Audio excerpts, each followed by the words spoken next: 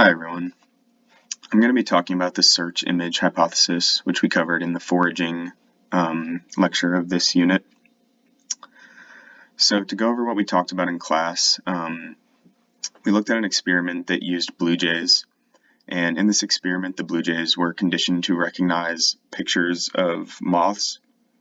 They did this by rewarding the blue jays with food whenever they correctly identified a picture of a moth, or not rewarding them when they didn't identify the picture of the moth or falsely identified a picture that did not contain a moth. And so in this experiment, they put the blue jays through 3 different runs, as they were referred to. In the first run, the blue jays were shown images that cycled between images that did not contain a moth and images that contained Catacola relicta. In the second run, the images cycled between no moth or images with Catacola retecta. And in the third run, which was called the non-run, they were shown images of either no moth, Catacola relicta, or Catacola retecta. And the results of this experiment were that in runs 1 and 2, when they were only being shown no moth or one of the 2 species of moths, they got better at identifying the pictures that contained the moths over time.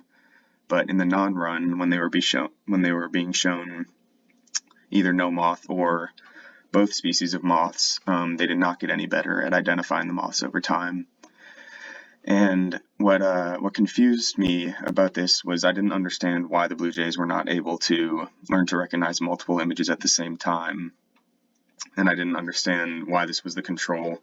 It would make sense to me that the blue jays would be able to learn to recognize both of the moths simultaneously and kind of form 2 different search images at the same time. But clearly that was not the case.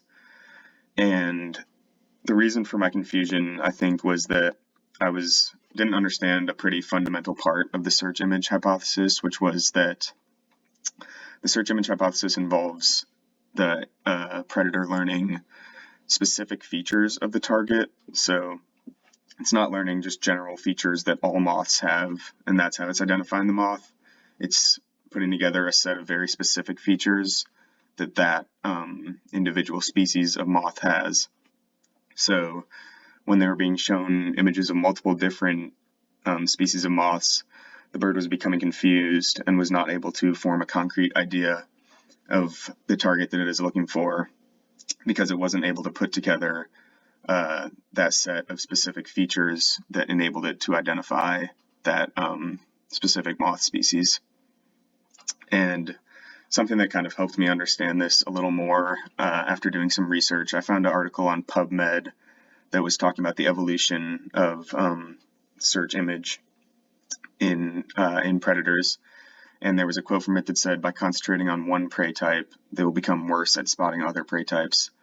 And this kind of helped me understand why the blue jay didn't get any better at identifying the moths when it was being shown multiple different types, because it could not focus on one specific species, and it was being confused by both species and didn't become any better at spotting either of them.